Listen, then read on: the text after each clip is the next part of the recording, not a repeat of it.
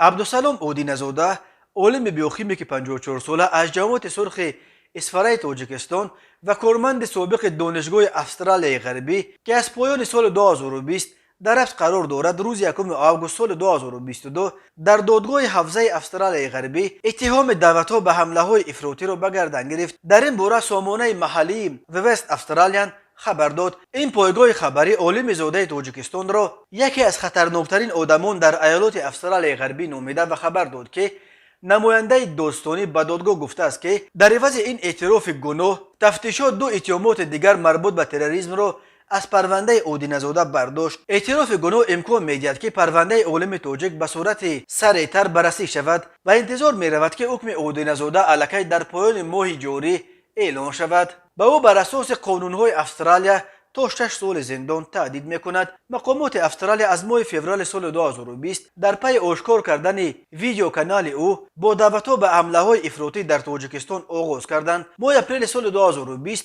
پلیس منزل او را در غرب استرالیا کوفتکوف کرده چند وسیله الکترونی اودینزاده را مصادره کرد.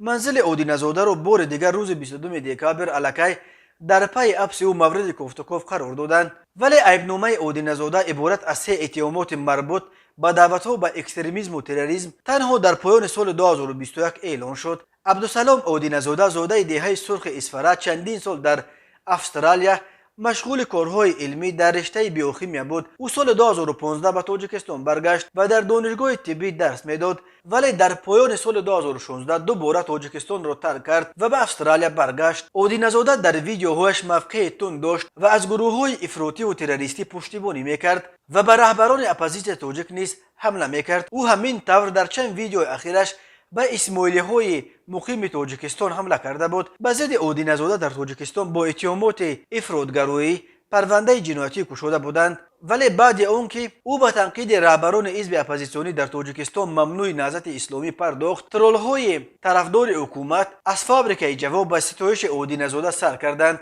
که عقلش در آمده است و خطای خود را فهمیده است. خود اودینزاده در چند ویدیوی قبلی از بازداشتش رهبران اپوزیسیون را ادعا میکرد که به مقامات استرالیا از وی شکایت کردند.